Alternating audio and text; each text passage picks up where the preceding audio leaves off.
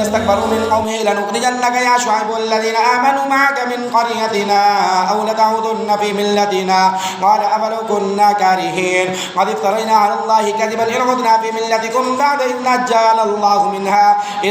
الله منها فما يكون لنا أن نعود فيها إلا أن يشاء الله ربنا وسع ربنا كل شيء علما على الله توكلنا ربنا افتح بيننا وبين قومنا بالحق وأنت خير الفاتحين وقال الملأ الذين كفروا من قومه لئن اتبعتم شعيبا إنكم إذا لخاسرون فأخذتهم الرجفة فأصبحوا في دارهم جاثمين الذين كذبوا شعيبا كأن لم يغنوا فيها الذين كذبوا شعيبا كانوا هم الخاسرين فتولى عنهم فقال يا قوم لقد أبلغتكم رسالات ربي ونصحت لكم فكيف آسى على قوم كافرين وما أرسلنا في قرية من نبي إلا أخذنا أهلها بالبأساء والضراء لعلهم يضرعون ثم بدلنا مكان السيئة الحسنة حتى عفوا وقالوا قد مس آباءنا الضراء والسراء فأخذناهم بغتة وهم لا يشعرون ولو أن أهل القرى آمنوا واتقوا لفتحنا عليهم بركات من السماء والأرض ولكن كذبوا فأخذناهم بما كانوا يكسبون أفأمن أهل القرى أن يأتيهم بأسنا بياتا وهم نائمون أفأمن أهل القرى أن يأتيهم بأسنا ضحى وهم يلعبون أفأمنوا مكر الله فلا يأمن مكر الله إلا القوم الخاسرون أفلم يهد للذين يرثون الأرض من بعد أهلها أن لو نشاء أصبناهم بذنوبهم ونطبع على قلوبهم فهم لا يسمعون تلك القرى نقص عليك من أنبائها ولقد جاءتهم رسلهم بالبينات فما كانوا ليؤمنوا بما كذبوا من قبل كذلك يطبع الله على قلوب الكافرين فما وجدنا لأكثرهم من عاد وإن وجدنا أكثرهم لفاسقين ثم بعثنا من بعدهم موسى بآياتنا إلى فرعون وملئه فظلموا بها فانظر كيف كان عاقبة المفسدين وقال موسى يا فرعون إني رسول من رب العالمين حقيق على أن لا أقول على الله إلا الحق قد جئتكم ببينة من ربك فأرسل معي بني إسرائيل قال إن كنت جئت بآية فأت بها إن كنت من الصادقين فألقى عصاه فإذا هي ثعبان مبين ونزع يده فإذا هي بيضاء للناظرين قال الملأ من قوم فرعون إن هذا لساحر عليم يريد أن يخرجكم من أرضكم فماذا تأمرون قالوا أرجم قوم وأرسل في المدائن حاشرين يأتوك بكل ساحر عليم وجاء السحرة فرعون قالوا إن لنا لأجرا إن كنا نحن الغالبين قال نعم فإنكم لمن المقربين قالوا يا موسى إما أن تلقي وإما أن نكون نحن الملقين قال ألقوا فلما ألقوا سحروا أعين الناس واسترهبهم فجاءوا بسحر عظيم وأوحينا إلى موسى أن ألق عصاك فإذا هي تلقف ما يأفكون فوقع الحق وبطل ما كانوا يعملون فغلبوا هنالك وانقلبوا صاغرين وألقي السحرة ساجدين قالوا آمنا برب العالمين رب موسى وهارون قال فرعون آمنتم به قبل أن آذن لكم إن هذا لمكر مكرتموه في المدينة لتخرجوا منها أهلها فسوف تعلمون لأقطعن أيديكم وأرجلكم من خلاف ثم لأصلبنكم أجمعين قالوا لا غير إنا إلى ربنا منقلبون وما تنقم منا إلا أن آمنا بآيات ربنا لما جاءتنا ربنا أفرغ علينا صبرا وتوفنا مسلمين وقال الملأ من قوم فرعون أتذر موسى وقومه ليفسدوا في الأرض ويذرك وآلهتك قال سنقتل أبناءهم ونستحيي نساءهم وإنا فوقهم قاهرون قال موسى لقومه استعينوا بالله واصبروا إن الأرض لله يورثها من يشاء من عباده والعاقبة للمتقين قالوا أوتينا من قبل أن تأتنا فمن بعد ما جئتنا قال عسى ربكم أن يهلك عدوكم ويستخلفكم في الأرض فينظر كيف تعملون ولقد أخذنا آل فرعون بالسنين ونقص من الثمرات لعلهم يذكرون فإذا جاءتهم الحسنة قالوا لنا هذه وإن تصبهم سيئة يطيروا بموسى فمن معه ألا إنما طائرهم عند الله ولكن أكثرهم لا يعلمون وقالوا مهما تأتنا به من آية لتسحرنا بها فما نحن لك بمؤمنين فأرسلنا عليهم الطوفان والجراد والقمل والضفادع والدم آيات مفصلات فاستكبروا وكانوا قوما مجرمين. ولما وقع عليهم الرجز قالوا يا موسى ادع لنا ربك بما عهد عندك لئن كشفت عنا الرجز لنؤمنن لك ولنرسلن معك بني إسرائيل. فلما كشفنا عنهم الرجز إلى أجل هم بالغوه إذا هم ينكثون فانتقمنا منهم فأغرقناهم في اليم بأنهم كذبوا بآياتنا وكانوا عنها غافلين. وأورثنا القوم الذين كانوا يستضعفون مشارق الأرض ومغاربها التي باركنا فيها وتمت كلمة ربك الحسنى على بني إسرائيل بما صبروا ودمرنا ما كان يصنع فرعون وقومه وما كانوا يعرشون. وجاوزنا ببني إسرائيل البحر فاتوا على قوم يعكفون على أصنام لهم قالوا يا موسى اجعل لنا إلها كما لهم آلهة قال إنكم قوم تجهلون إن هؤلاء متبر ما هم فيه وباطل ما كانوا يعملون. قال أغير الله أبغيكم إلها وهو فضلكم على العالمين. وإذ أنجيناكم من آل فرعون يسومونكم سوء العذاب يذبحون أبناءكم ويستحيون نساءكم وفي ذلكم بلاء من ربكم عظيم. وبعدنا موسى 30 ليلة وأتممناها ب10 فتم ميقات ربه 40 ليلة. وقال موسى لأخيه هارون اخلفني في قومي واصلح ولا تتبع سبيل المفسدين. ولما جاء موسى لميقاتنا فكلمه ربه قال ربي أرني أنظر إليك قال لن تراني ولكن انظر إلى الجبل فإن استقر مكانه فسوف تراني. فلما تجلى ربه للجبل جعله دكا وخر موسى صعقا. فلما أفاق قال سبحانك تبت إليك وأنا أفضل المؤمنين. قال يا موسى إني اصطفيتك على الناس برسالاتي وبكلامي فخذ ما آتيتك وكن من الشاكرين. وكتبنا له في الألواح من كل شيء موعظة وتفصيلا لكل شيء فخذها بقوة وأمر قومك يأخذوا بأحسنها سأريكم دار الفاسقين. سأصرف عن آيات الذين يتكبرون في الأرض بغير الحق وإن يروا كل آية لا يؤمنوا بها وإن يروا سبيل الرشد لا يتخذوه سبيلا وإن يروا سبيل الغي يتخذوه سبيلا ذلك بأنهم كذبوا بآياتنا وكانوا عنها غافلين. والذين كذبوا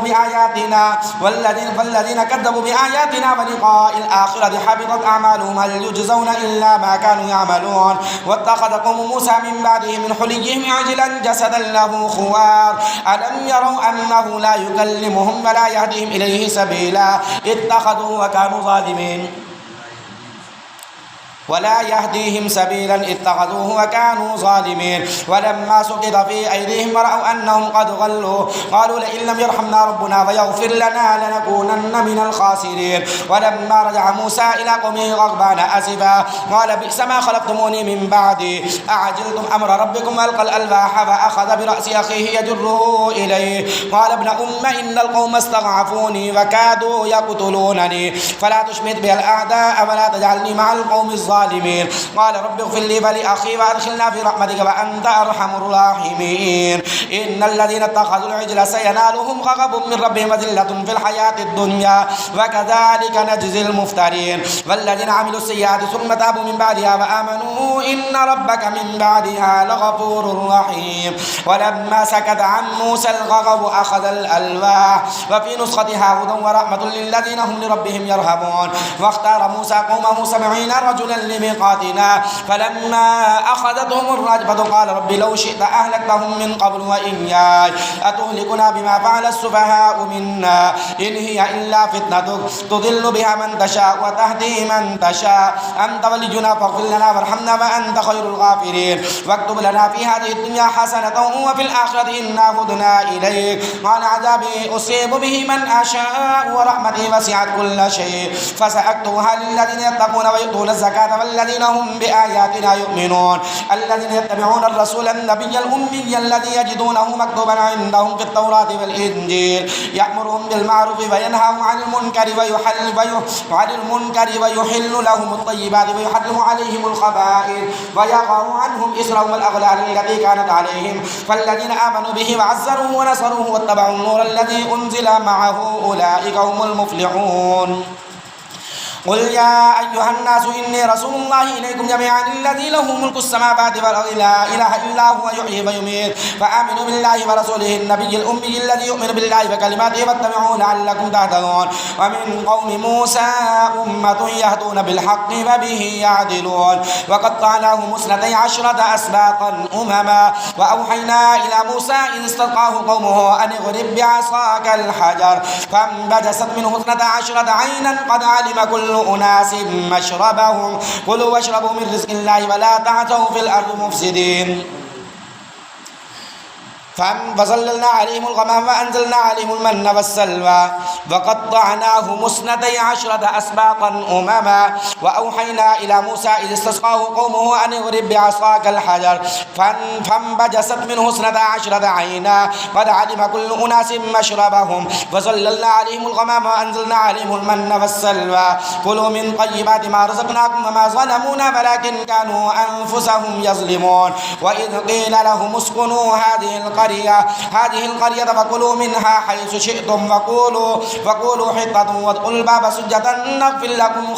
خطيئاتكم وسنزيد المحسنين فبدل الذين ظلموا قولا غير الذي قيل لهم فأرسلنا عليهم رجزا من السماء فبدل الذين ظلموا منهم قولا غير الذي قيل لهم فأرسلنا عليهم رجزا من السماء بما كانوا يظلمون واسألهم عن القرية التي كانت حاضرة البحر إذ يعدون في السبت إذ تأتيهم حيتانهم يوم سبتهم شرعا فيوم يسبتون لا تأتيهم واسألهم عن القرية التي كانت حاضرة البحر إذ يعدون في السبت إذ تأتيهم حيتانهم يوم سبتهم شرعا ويوم لا يسبتون لا تأتيهم كذلك نبلوهم بما كانوا يفسقون وإذ قالت أمة منهم لم تعظون قوما الله مهلكهم أو معذبهم عذابا شديدا قالوا معذرة إلى ربهم ولعلهم يتقون فلما نسوا ما ذكروا به أنجينا الذين ينهون عن السوء وأخذنا الذين ظلموا بعذاب بئيس بما كانوا يفسقون فلما عتوا عما نهوا عنه قلنا لهم كونوا قردة خاسئين وإذ تأذن ربك ليبعثن عليهم إلى يوم القيامة من يسومهم سوء العذاب إن ربك لسريع العقاب وإنه لغفور رحيم وقطعناهم بالأرض أمما منهم الصالحون منهم دون ذلك وبلوناهم بالحسنات والسيئات لعلهم يرجعون فخلف من بعدهم خلف ورثوا الكتاب يأخذون عرض هذا الأدنى ويقولون سيغفر لنا وإن يأتي عرض مثله يأخذوه ألم يؤخذ عليهم ميثاق الكتاب ألا يقولوا على الله إلا الحق ودرسوا ما فيه والدار الآخرة خير للذين يتقون أفلا تعقلون والذين يمسكون بالكتاب وأقاموا الصلاة إنا لا نضيع أجر المصلحين وإذ نطقنا الجبل فوقهم كأنه زنة وظنوا أنه واقع بهم خذوا ما آتيناكم بقوة واذكروا ما فيه لعلكم تتقون وإذ أخذ ربك من بني آدم من ظهورهم ذريتهم وأشهدهم على أنفسهم ألست بربكم قالوا بلى شهدنا أن تقولوا يوم القيامة إنا كنا عن هذا غافلين أو تقولوا إنما أشرك آباؤنا من قبل وكنا ذرية من بعدهم أفتهلكنا بما فعل المبطلون وكذلك نفصل الآيات ولعلهم يرجعون واتل عليهم نبأ الذي آتيناه آياتنا فانسلخ منها فأتبعه الشيطان فكان من الغافلين ولو شئنا لرفعناه بها ولكنه أخلد إلى الأرض واتبع هواه فمثله كمثل الكلب إن تعمل عليه يلهث أو تتركه يلهث ذلك مثل القوم الذين كذبوا بآياتنا فاقصص القصص لعلهم يتفكرون ساء مثلا القوم الذين كذبوا بآياتنا وأنفسهم كانوا يظلمون من يهد الله فهو المهتدي ومن يضلل فأولئك هم الخاسرون ولقد ذرأنا لجهنم كثيرا من الجن والإنس لهم قلوب لا يفقهون بها ولهم أعين لا يبصرون بها ولهم آذان لا يسمعون بها أولئك كالأنعام بل هم أضل فأولئك هم الغافلون ولله الأسماء الحسنى فادعوه بها وذروا الذين يلحدون في أسمائه سيجزون ما كانوا يعملون وممن خلقنا أمة يهدون بالحق وبه يعدلون والذين كذبوا بآياتنا سنستدرجهم من حيث لا يعلمون وأملي لهم إن كيدي متين أفلم يتفكروا ما بصاحبهم من جنة إن هو إلا نذير مبين أفلم ينظروا في ملكوت السماوات والأرض ما خلق الله من شيء وأن عسى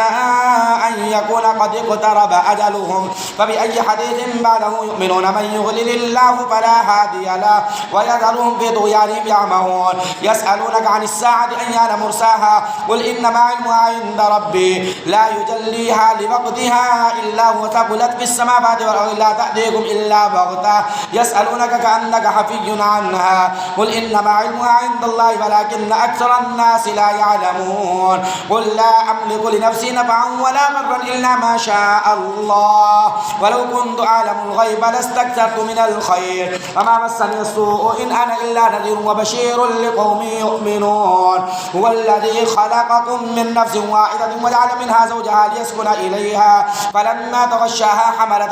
حملا خفيفا فمرت به فلما أثقلت دعوا الله ربهما لئن آتيتنا صالحا لنكونن من الشاكرين فلما آتاهما صالحا جعلا له شركاء فيما آتاهما فتعالى الله عما يشركون أيشركون ما لا يخلق شيئا وهم يخلقون فلا يستطيعون لهم نصرا ولا أنفسهم ينصرون وإن تدعوهم إلى الهدى لا يتبعوكم سواء عليكم أدعوتموهم أم أنتم صامتون إن الذين تدعون من دون الله عباد أمثالكم فادعوهم فليستجيبوا لكم إن كنتم صادقين ألهم أرجل يمشون بها أم لهم أيدي يبطشون بها أم لهم أعين يبصرون بها أم لهم آذان يسمعون بها قل ادعوا شركاءكم ثم كيدون فلا تنظرون إن ولي الله الذي نزل الكتاب وهو يتولى الصالحين والذين تدعون من دونه لا يستطيعون نصركم ولا أنفسهم ينصرون وإن تدعوهم إلى الهدى لا يسمعون وتراهم ينظرون إليك وهم لا يبصرون خذ العفو وأمر بالعرف وأعرض عن الجاهلين وإما ينزغنك من الشيطان نزغ فاستعذ بالله إنه هو السميع العليم فاستعذ بالله إنه سميع عليم إن الذين اتقوا إذا مسهم طائف من الشيطان فتذكروا فإذا هم مبصرون فإخوانهم يمدونهم في الغي ثم لا يقصرون وإذا لم تأتهم بآية قالوا لولا اجتبيتها قل إنما أتبع ما يوحى إلي من ربي هذا بصائر من ربكم وهدى ورحمة لقوم يؤمنون وإذا قرئ القرآن فاستمعوا له وأنصتوا لعلكم ترحمون واذكر ربك في نفسك تضرعا وخيفة ودون الجار من القول بالغدو والآصال ولا تكن من الغافلين إن الذين عند ربك لا يستكبرون عن عبادته ويسبحونه وله يسجدون. सारे साहबान सजदा कर लो जी, सजदा आगे सजदा कर लो.